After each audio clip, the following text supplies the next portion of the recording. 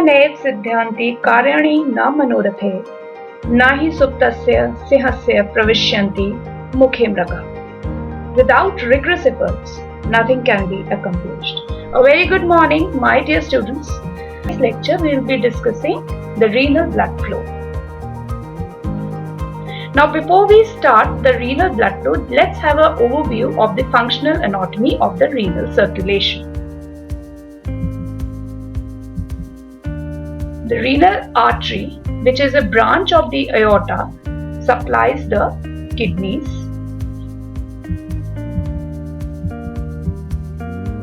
The aorta giving rise to renal artery, which divides into an anterior and an posterior branch to give rise to 5 segmental arteries. The 5 segmental arteries further divides to form the interlobar artery, followed by the arcuate artery, and then the further division of arcuate artery is the interlobular artery. The interlobular artery forms the afferent arteriole.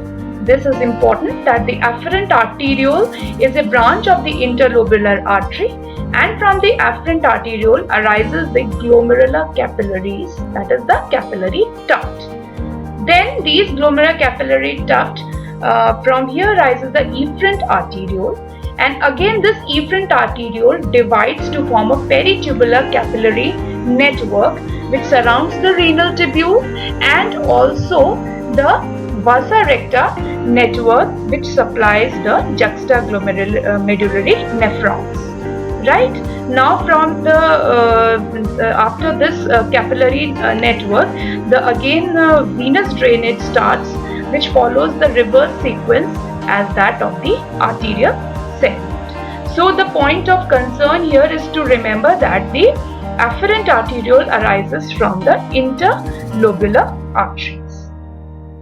So here we can see that the glomerular capillaries, and there are peritubular capillaries, and between these two capillaries, efferent arteriole presents itself as a portal circulation. So technically we can say that this is a portal circulation, but not exactly a portal circulation, where the two capillaries network have a venous system in between. But technically we can call it a portal circulation. The other sites in the body where we can have portal circulation includes the hepatic portal circulation and also the hypophyseal portal circulation. Okay. So here you can see the figure which shows the interlobular artery, which is dividing to give rise to the arcuate artery, and then this arcuate artery divides to form the interlobular artery, which is giving a branch of afferent arteriole to the glomerulus. Now, efferent arteriole arising from the cortical nephrons are dividing into peritubular capillaries, as we have already read, and it forms the vasa recta in the juxtamedullary nephrons. Here we can see that the efferent arterioles in the descending long loops of Henle with the vasa recta surrounding the long loops of Henle of the juxtamedullary nephrons. Here is the diagram which is showing you again the long loop of Henle of the juxtamedullary nephrons with the vasa recta. Now here you can see that the vasa recta is having an afferent, a descending limb as well as a ascending limb. Now the descending limb of the vasa recta has got non-fenestrated endothelium, and it is characterized by the various transporters for the urea. Okay, so the characteristics of the descending vasa recta is non-fenestrated endothelium and the transporters for the urea. It is important that this vasa recta is important because it is providing nutrition to the tubular segment. It is taking part in the counter current exchange system. Finally, we have came to know that the renal circulation is unique. Why it is unique? Because it has got two capillary beds, the glomerular capillary bed and the peritubular capillary bed. The glomerular capillary bed has got a high pressure, that is 45 mm of Hg, and the peritubular capillary bed has got pressure which is around 8 mm of Hg. Okay, so high pressure of the glomerular capillary bed is very important because it helps in the filtration of the blood. The peritubular capillary bed has got low pressure which helps in the reabsorption of the various solutes in the renal tubules. Now moving on to the characteristics of the renal blood. In a resting adult, the kidney receives approximately 1.2 to 1.3 liters of blood per minute. So there are variations from book to book.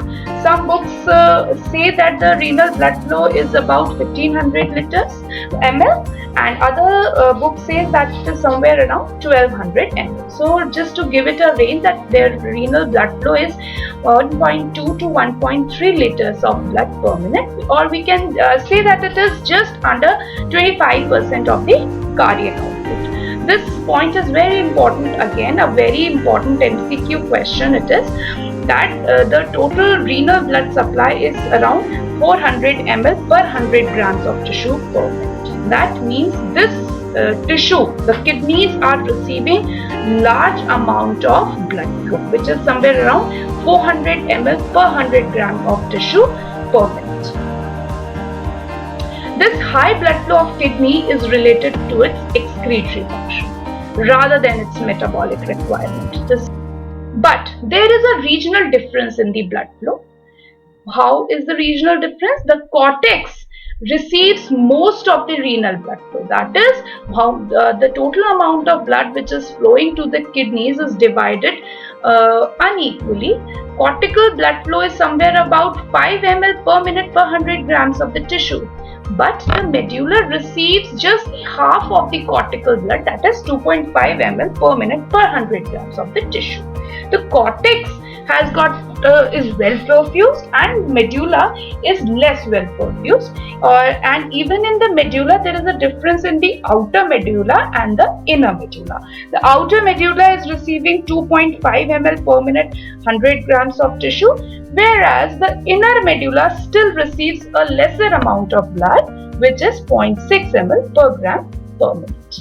Okay, so medulla is less perfused, the blood flow to medulla is low, and because the metabolic activity in medulla is very high, because it contains lot number of active channels, this means that the oxygen requirement of medulla is more, but the blood flow is comparatively less.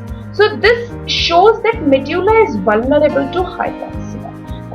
Renal cortex is not so much vulnerable to hypoxia, but the renal medulla is highly vulnerable to hypoxia. Okay, now talking about renal oxygen consumption. Renal oxygen consumption is about 6 ml per 100 grams of the tissue per minute, and this is in proportion to the renal tubular sodium reabsorption, which in turn depends upon GFR. Now what do I mean by this? Renal oxygen consumption is 6 ml per 100 gram of the tissue per minute. This means that kidneys are utilizing oxygen to fulfill the requirement of energy, because it requires energy for the various active channels, for various transporters present in the tubular segments. So when the concentration of the sodium increases, there are more active channels which are functioning. Though in that case, the metabolic requirement of the kidney will increase. But on the other hand, if the amount of sodium which is getting delivered into the renal tubules is low, then and in those conditions the channel functioning will decrease, and therefore the metabolic oxygen requirement will decrease. So renal oxygen consumption depends upon the renal tubular sodium reabsorption, which in turns depends upon GFR and RPL. Of course, whenever there is alteration in the renal blood flow, it will change the renal GFR, which definitely will change the sodium reabsorption. On the other hand, the arteriovenous oxygen difference is approximately 14 ml per liter.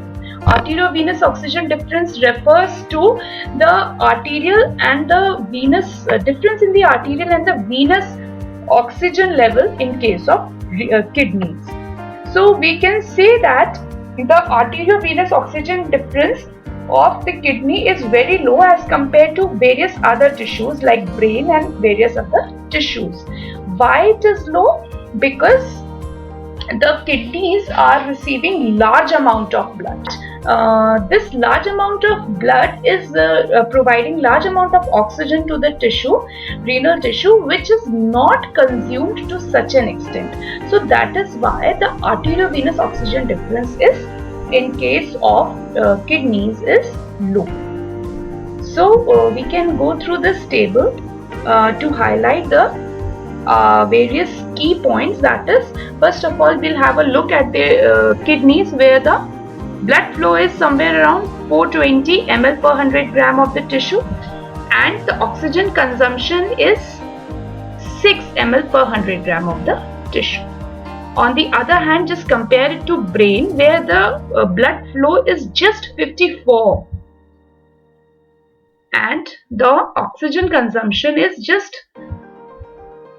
3.3. So we can see that kidneys have the per tissue level, considering the per tissue supply perfusion, kidneys have the highest perfusion and the highest oxygen consumption. But the arteriovenous difference in case of kidney is just 14, which is, as compared to brain, is very less. This shows that kidneys are supplied with oxygen which is far more than its actual need. Okay, now moving further, moving on to the methods for the measurement of the renal blood flow. So actually, for measurement of the renal blood flow, the most accurate blood flow measurement can be done by using a cannula which can be installed into the particular artery. But this is an invasive method and mostly not used. So the other methods for renal blood flow measurement can be by using electromagnetic or various other Dopplers, which includes the Doppler flow meters. However, the other indirect methods involved are the Fick's principle. I am sure you must have read about the Fick's principle in your cardiovascular system also.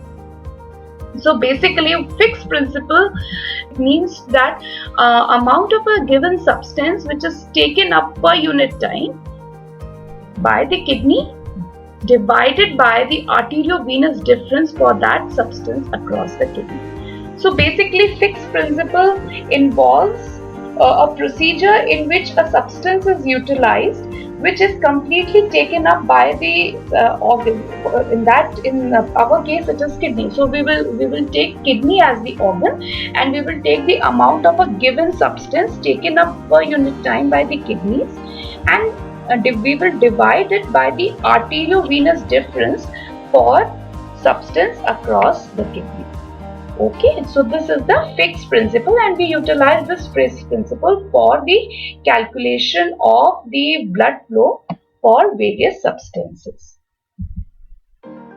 Now, since kidney is filtering plasma, the renal plasma flow equals the amount of substance excreted per unit time divided by the renal arteriovenous difference. So now we move on into the detail of the measurement of this Fick's principle for renal blood flow measurement. Now, first of all, the question is which substance we should use to calculate the renal plasma flow. As I told you, what we are measuring by the Fick's principle is presently renal plasma flow, because the renal kidneys are filtering plasma. So any substance which is moving through the glomerulus is being filtered out, is utilized for measuring renal plasma flow. Now, the characteristics of substance should be its concentration in arterial and venous plasma should be measured. It should not be metabolized. It should not be stored in the kidney. It should not be produced by the kidney. It should not itself affect the renal blood flow. Now, the ideal candidate for the measurement of the renal blood flow is para-aminohippuric acid. Para-aminohippuric acid, again a very important MCQ question. Substance used for the measurement of the renal plasma flow or renal blood flow is para-aminohippuric acid. So we utilize this substance because this substance is almost filtered through the glomerulus. It is completely secreted by the renal tubules into the lumen of the tubules, and almost none is reabsorbed. So almost the entire para-aminohippuric acid which is getting filtered at the glomerulus is excreted in the urine. So we can measure its urinary concentration as well as we can measure its plasma concentration, and we can find out the renal plasma flow. So another important point here is para-aminohippuric acid is filtered by the glomeruli, secreted by the tubular cells, and thus its extraction ratio is very high. What do you mean by extraction ratio? Extraction ratio refers to the arterial concentration of a substance minus its venous concentration divided by its arterial concentration. Okay, now what are we going to do, or how the renal plasma flow is measured? Para-aminohippuric acid is infused. Then after infusion, it gets filtered after circulation, through the circulation in the blood. It ultimately reaches the glomerulus and then it is filtered at the glomerulus, and it is secreted by the tubules and it is excreted in the urine. Now, the value obtained in such a manner is known as effective renal plasma flow. Why are we calling it effective renal plasma flow and not renal plasma flow? Because we are omitting the renal venous plasma level. Because the renal venous plasma level of para-aminohippuric acid is almost negligible, because it is almost completely excreted out by the kidneys. So just you need to remember this point. That the effective renal plasma flow is calculated first by the Fick's method, which measures the para-aminohippuric acid concentration in the arterial renal blood divided and its urine concentration, and the venous levels are not measured. This value comes out to be 625 ml per minute. This is again a very important MCQ question, that effective renal plasma flow is 625 ml per minute, and the difference between renal plasma flow and effective renal plasma flow is that effective renal plasma flow does not take into account the renal venous concentration of para-aminohippuric acid. As I had already told you, it is almost excreted completely and none is reabsorbed back. So you can remember this formula, that effective renal plasma flow is equals to concentration of para-aminohippuric acid in urine into V, which refers to the flow rate of urine, upon concentration of para-aminohippuric acid in plasma. So from the effective renal plasma flow, we can find out the renal plasma flow values by this particular formula, which says that renal plasma flow is equals to effective renal plasma flow divided by the extraction ratio. And from this, the renal plasma flow value comes out to be 700 ml per minute, assuming the extraction ratio somewhere around 0.9. And finally, once we have calculated the renal plasma flow, the renal blood flow can be calculated by this particular formula. Renal blood flow is equal to renal plasma flow multiplied by 1 upon 1 minus hematocrit. So finally, we get the renal blood flow somewhere around 1.2 liters per minute. So the entire slide depicts three very important formulas: the formula for the effective renal plasma flow, the formula for the effective renal plasma flow, the formula for the renal plasma flow, and a formula for the renal blood flow. We move further to the portion which is regulation of the renal blood flow. Now, as we know that the kidneys require ample amount of blood flow, and that blood flow should be provided regularly at a constant rate without any change, so as to maintain a constant GFR. So this is made possible by altering the resistance of the vessels, especially of the afferent artery. These mechanisms include the autoregulation, the neural mechanisms, and the hormonal mechanisms. Now, kidney have got an effective mechanisms to regulate their blood flow within a pressure range of 80 to 170 mm of Hg. So this means that when the mean blood pressure range is between the 80 to 170 mm of Hg, the renal blood flow is well regulated. It will not affect the glomerular filtration rate. Just to start with the autoregulation, which refers to the intrinsic ability of the kidney, this is the intrinsic ability of the kidney to maintain the renal blood flow and also the renal pressure at a constant level by compensating moderate changes in the perfusion pressure by changing the vascular resistance. So basically, within this particular range of pressure, the renal blood flow remains constant, and this is the autoregulation ability of the kidney.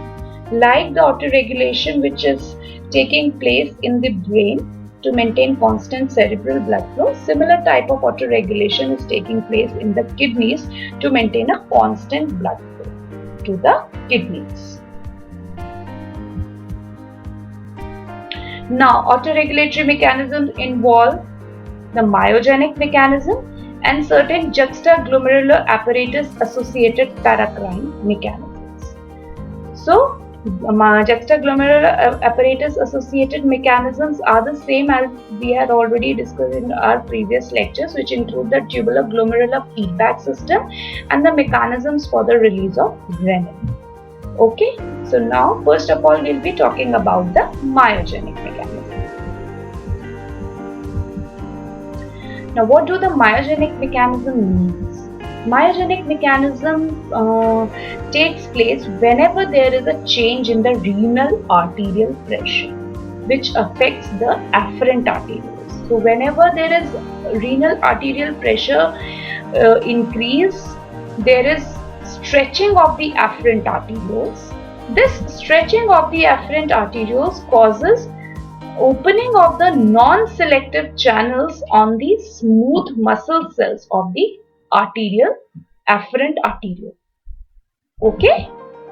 So once the non-selective cation channels open up, there is entry of cations inside the smooth muscles of the arterioles. And whenever there is entry of cation in this muscle cell, it causes depolarization of the muscle cell. And this depolarization leads to the opening of the voltage-gated calcium channels, and as a result of which, there is influx of calcium ions inside the smooth muscle of the afferent arteriole. So once the calcium ion enters the smooth muscle of the afferent arteriole, the concentration of calcium rises, and whenever there is increase in concentration in a smooth muscle, it will respond by vasoconstriction. So you can see here through this diagram, whenever there is constriction of the afferent arteriole, it will decrease the renal blood flow. Dilation of the afferent arteriole will increase the renal blood flow. Constriction of efferent arteriole will ultimately, because of the back pressure effect, decrease the renal blood flow, and dilation of efferent arteriole will increase the renal blood flow because the forward supply will increase. The second mechanism for autoregulation is the tubular glomerular feedback mechanism. We had already read about the mechanism in our previous PPT slide, so I am just skipping off this slide for now. The other hormonal factors which regulate the renal blood flow includes the various vasoconstrictors and the vasodilators. Among the vasoconstrictors category, angiotensin II is the most important vasoconstrictor which is acting on the efferent arterioles. Vasodilators includes prostaglandins, nitric oxide, which tries to dilate the afferent arteriole and increase the renal blood flow. Nervous regulation. Now, innervation of the kidneys is a debatable question. Some books says that renal vessels are innervated by sympathetic and parasympathetic fibers, but the other books still put a query to this thing. But parasympathetic innervation is uncertain. Sympathetic innervation is usually between T10 to L2. And the postganglionic neurons are located in the ganglia on the sympathetic chain and superior mesenteric ganglia. Basically, we need to know that the postganglionic fibers, which are carried by the renal nerves, are basically distributed to the afferent and the efferent arterioles, where it causes vasoconstriction, the cells of the renal tubules for causing sodium reabsorption, as well as to the juxtaglomerular cells to cause the release of REM.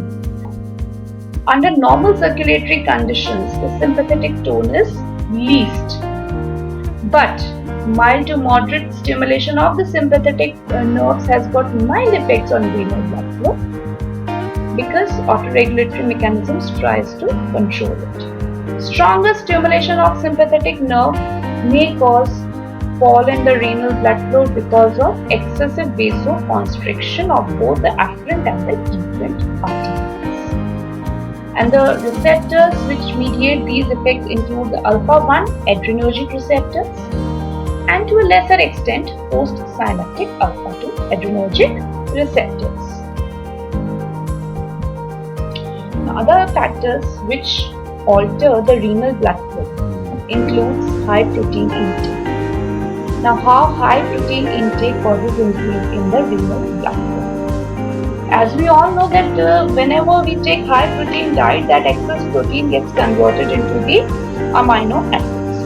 The chronic intake of high protein diet causes slight increase in the renal blood flow due to the partial growth of the kidney.